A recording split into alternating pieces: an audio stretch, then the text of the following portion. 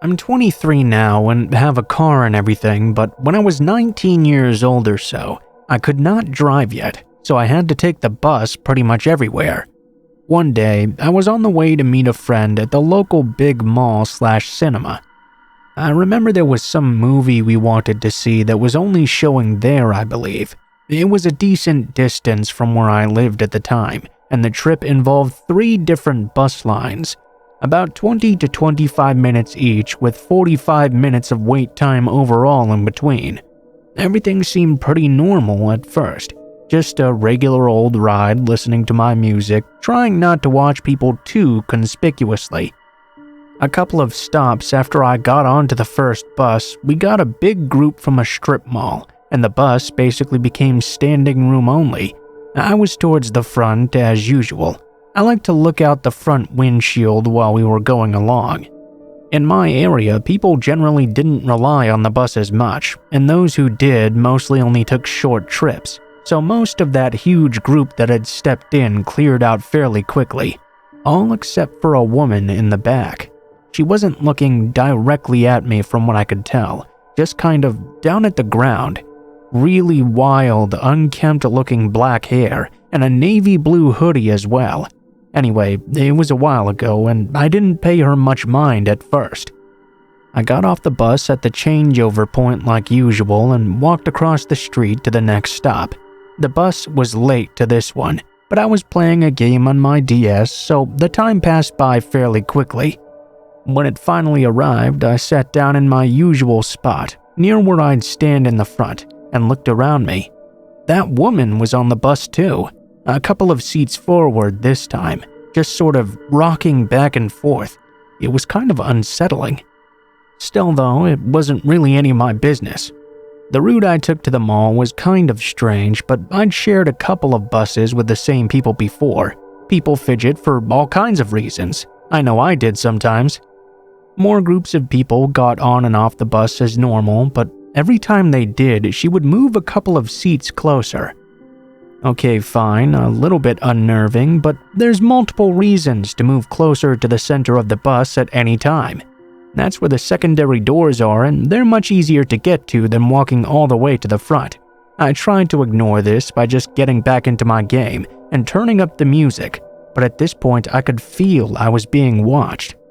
I got off the bus and headed to the next stop. Rinse and repeat.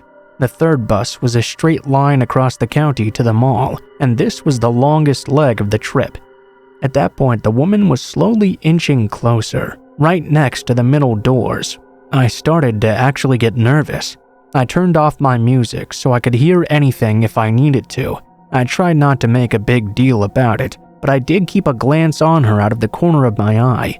I could tell now that she was muttering something to herself, but I couldn't quite make out what she was saying. She was just a bit too far away. Sure enough, as more people filed on and off the bus, she got closer once more. I was sitting in the set of seats right by the door which faced the aisle, so I watched her the entire time. I sort of pretended I was asleep and watched her moving towards me. She was clearly trying to time her moves so they'd be disguised by the people getting on and off the bus. 3 rows, 2 rows, 1 row. I was shitting bricks at this point. She was finally close enough I could make out what she was saying. She was ranting aloud to herself about cutting me, about how my face was so perfect. If only I would stop looking at her like that. Her hands were fidgeting around with something in the front pocket of her hoodie, and I saw the light glint off of a metal object.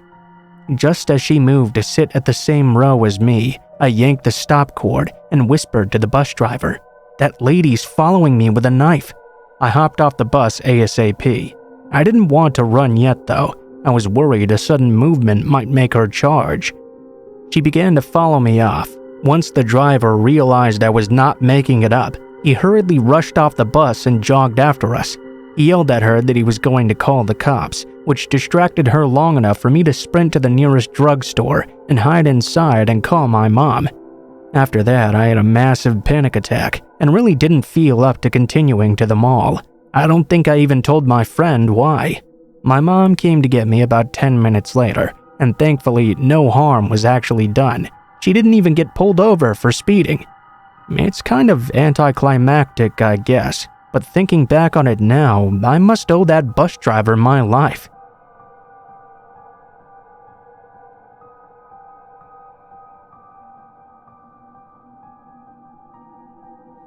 A few years ago, I was leaving my grad school office late, around 10 p.m. to catch the bus home. I walked from the university campus via relatively busy, well-lit streets to the main north-south road in my area of the city. I was waiting for the bus at a shelter, as it was in the middle of winter and snowing. It was fairly cold.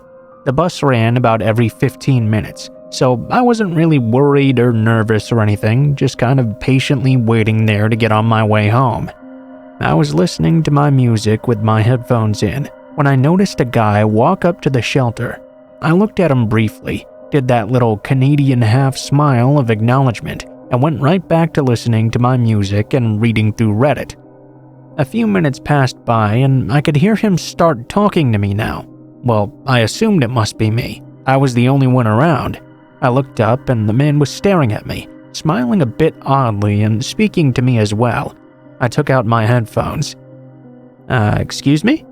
He kept on smiling and blathering on, asking me about my day, the weather, what I like to do, etc. I don't know what it is about me, or perhaps people in general, but I'm a perennial people pleaser. I don't like confrontation, and my main aim in life seems to be to keep the peace at all times. So I answered a few of his questions politely and as non-specifically as I could, with one of my earbuds still in. He just kept on blathering on and on though.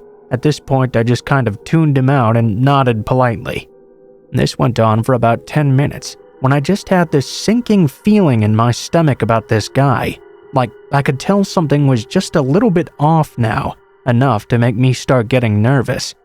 After about 10 minutes, I could see the bus rolling on its way up, which was a huge relief for me. No one else had arrived at the bus stop that entire time. Luckily, I could see at least 10 to 15 people were already on, which was great for me. I hopped on the bus and sat near the front. The guy sat across from me, so he could keep on talking to me. I had originally intended to head right to my house, to the west of the street I was on, but after this guy decided to be my personal parrot, I decided to go to my boyfriend's instead, pretty much in exactly the opposite direction. I was still getting an uncomfortable feeling from this guy, so I decided I would push the bus stop button a stop early, just to see what this guy would do. The bus came to a stop at my request, and the man got up immediately. I didn't move. "Oh, isn't this your stop too?" he asked me. Oh, whoops. I must have hit the wrong stop button on accident. I'm kinda tired, The man looked at me. "Oh, well, that's funny. I must have mixed it up too, because this isn't my stop either." He sat back down right behind me. At this point, I was pretty freaked out. I hit the bus stop for the next stop and texted my boyfriend to come and meet me at 109th Street. I got up to leave once the bus stopped, and the creepy man followed close behind.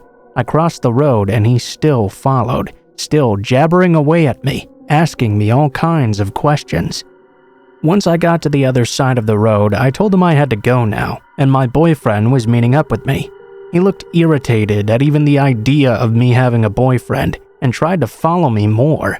I stopped and told him I was going alone from here on out. "Well, can I have your number?" he asked. I panicked. I kind of froze. I gave him almost my number, with the last 4 digits completely scrambled around. I read it off to him, said goodnight, and started walking away really quickly. I had almost started running and had made it 20 steps away. I could hear him now jogging after me. "Hey, I think there was a mix-up. I tried calling that number and it wasn't you." He jogged right up next to me and was still smiling that same weird smile, staring at me. How weird," I said, grabbing my phone. I pretended to check it for a missed call and texted my boyfriend that I needed him to come right now. The man leaned in. "So, what's your real number then?" he asked. I honestly don't know what I would have done. I think I would have just given it to him. I had no idea what to do. It was extremely cold, it was winter, and it was dark in this tiny residential neighborhood I had entered. I knew I couldn't outrun him. Luckily for me, at that exact moment, my boyfriend came sprinting up. He was fairly large and somewhat imposing. I turned around to the man and said, "Have a good night." I jogged up to my boyfriend and launched myself at him. I didn't look back at the creepy dude, but I did tell my boyfriend to please make sure the doors were all locked and the windows all closed before we went to bed that night.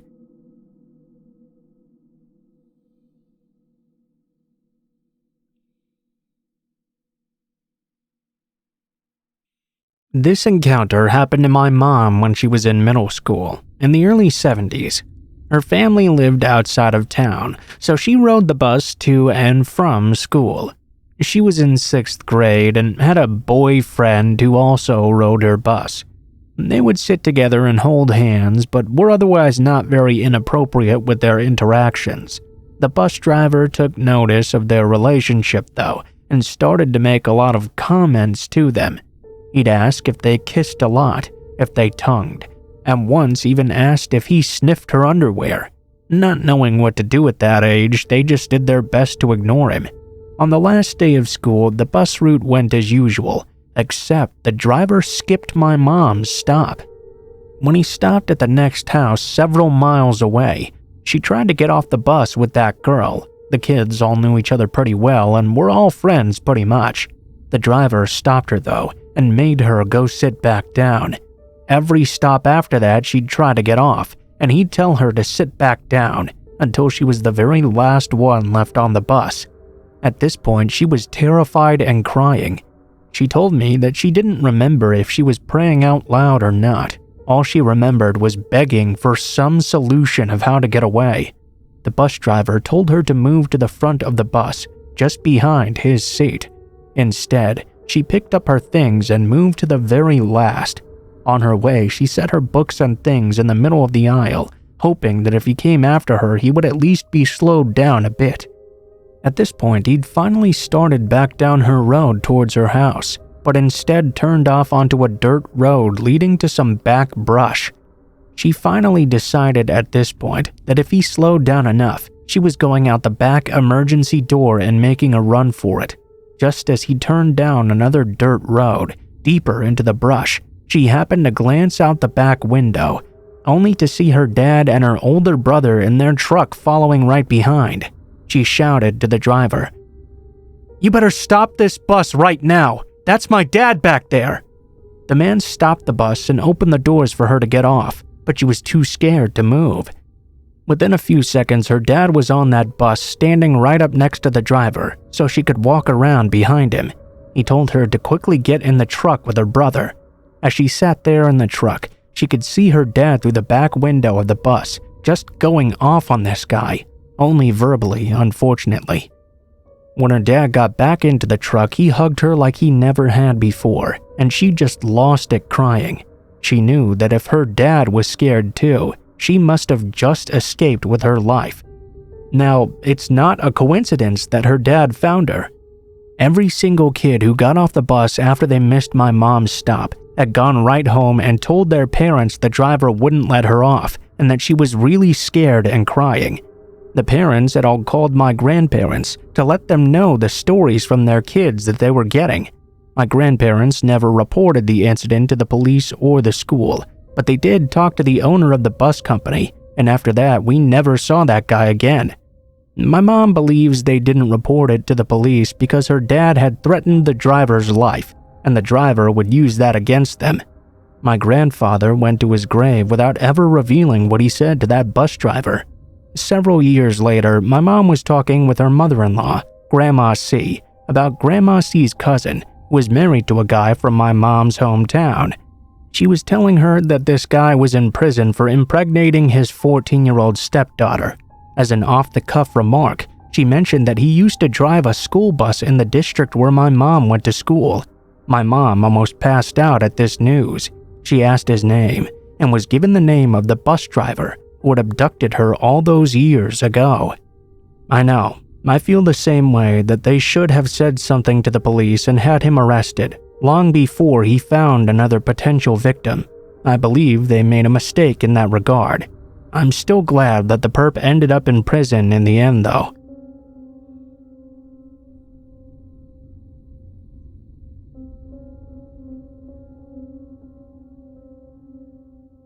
A couple of summers ago, my girlfriend and I were camping in Chequamegon National Forest in northern Wisconsin, and after our experience, we don't plan to return unless we go with a large group of people. My girlfriend and I are from Chicago, so northern Wisconsin was our go-to place for R&R. We've done a number of hiking trips in northern Wisconsin and in the UP, but never in this area.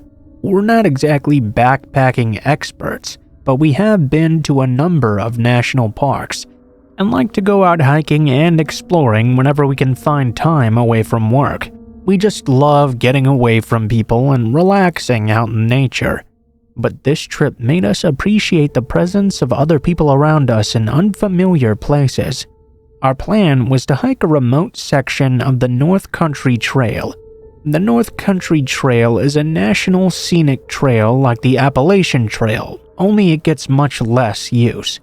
In some parts of northern Wisconsin, the trail is very remote, and the only access is via logging roads. We plan to hike 15 miles along the trail to a backpack shelter, spend the night, and hike back to the car the following day. We spent the night at a friend's house and set out early the next day to the trailhead. As we entered the national forest boundary, we were captivated by the beauty of the thick green forests all around. I drove slowly along the gravel logging roads as we made our way to our parking spot. While we were driving to the trailhead, we passed a couple of people standing next to a parked truck on the side of the road. They appeared to be hillbillies, for lack of a better term. They had a rusted-out, bunged-up pickup truck complete with Confederate bumper stickers as well. As we drove past, I waved. They stared back without returning the greeting. Wow, what friendly people, I thought to myself. After we passed them by, I looked in the rearview mirror and noticed they were all still staring at us. Before we rounded the bend, I glanced back once more and saw them watching us through the haze of road dust. My girlfriend and I joked about the up north people, but we didn't think anything of that encounter in particular. Aside from those people, we didn't encounter anyone else on the remote logging roads within the national forest boundary. We found the trailhead about 15 minutes later, after winding our way on the long, narrow logging road. There was no one else parked at the trailhead either, a perfect chance to get some well-needed solitude, some fresh air, and some relaxation. After parking and making sure everything was locked, we hoisted our packs and set off down the trail. The weather was relatively cool, which thankfully kept the mosquitoes and biting flies at bay. We took a lot of pictures along the way, and we marveled at the lushness of the forest and the topography of the glacial moraine. After a solid 8 hours of hiking, we found our campsite. It consisted of a wooden backpack shelter and a fire ring. Even though the shelter provided ample space for us, we opted to set our tent in a small clearing about 100 feet behind. We built a fire at the shelter fire ring, and I boiled water for our dehydrated trail food. As we ate, we watched the sky slowly turn dark. My friend and I passed around some wine and marveled at how many stars you could see this far away from the city. When the fire was reduced to a small pile of glowing embers, we decided to head back to the tent. We settled down and looked through the pictures we'd taken that day, but after lugging a heavy pack for 15 miles and drinking some wine as well, I was just ready for some shut-eye. When we camped at state and national parks, I usually wore earplugs, but that night there were no RVs or other campers to make noise. I closed my eyes and let the noise of the forest lull me to sleep. My girlfriend was very uneasy that night, but she normally had some apprehension whenever we were sleeping away from home. I'm not sure when we drifted off to sleep, but we awoke to a bone-chilling noise. It was pitch black outside, and over the insects of the forest, I could hear a dull thudding. It sounded like someone was hitting two logs together. My girlfriend and I were wide awake at this point. We lay there silently in our tent, hearing that noise over and over again. Our old tent had a mesh window, but the backpacking tent we were using now had no such window. We could only guess as to what was making that noise outside our tent. Initially, we thought an animal must have gotten at our food and garbage bag, which we'd left in the shelter, but that noise was too distinct. It did not sound like rustling through food wrappers or our camp equipment. Our hearts were pounding as we heard the persistent knocks in the darkness. Unarmed and scared shitless, we didn't know what to do. I normally would have carried a can of bear spray, but I had decided to leave it at home to save on weight, against the wishes of my girlfriend. The knocking continued, but we remained still as to not give away our location. For all we knew, whatever was making the noise had already spotted our tent. After what seemed like an eternity, the sound finally ceased. We lay there in complete silence, with only the dull buzz of the insects in the background. Then we heard it. Leaves rustling, a branch breaking, voices. We could hear low talking in the distance. We couldn't make out what was being said, but it sounded like more than one person. The voices continued for a bit, but to our relief, they did not seem to be getting louder. Whoever was out there must have not spotted the tent, or at least decided to leave us alone. We sat there for the rest of the night, adrenaline surging through our veins. At first light, we slowly got out. I looked around in all directions to see if anyone was out there, but I only saw the forest and the backpack shelter. We quickly rolled up our sleeping bags and camp pads and put our tent away. When we got to the shelter, my girlfriend screamed in terror. On the entrance, the wood was freshly cut. The word "kill" was cut into the shelter wall, and there were a number of axe and knife cuts where someone had been chopping at it. I looked at the ground and saw a scattering of fresh wood splinters as well. After grabbing our food supply and garbage bag, we got the hell out of there. We were nearly jogging with our gear as we made our way back to the car. I kept on glancing back over my shoulder and gazing out through the woods to see if anyone was following us. We traversed the area we'd seen the day before, and we knew we were getting close to our car. We were quietly rejoicing as we neared the trailhead. We made it back in near record time, but something was wrong. The windshield wiper on my car was sticking straight up, and there was something stuck to the wiper. As we inched closer, I saw there was blood smeared on the windshield, and a squirrel carcass was impaled on the wiper blade. Hair and blood still stuck to the wiper and on the hood of the car. I didn't even bother cleaning it off. We threw our gear in the trunk, and I sped off without even removing the animal from the wiper blade. As I sped down the gravel logging road, I kept glancing in the rearview mirror, but I couldn't see anything through the cloud of road dust behind the car. When we got to a gas station by the nearest town, I removed the carcass with a wad of newspaper and tried to remove as much blood as I could. I filled up on gas, and we didn't stop till we made it to Milwaukee. That was the last trip I took to the northern woods of Wisconsin.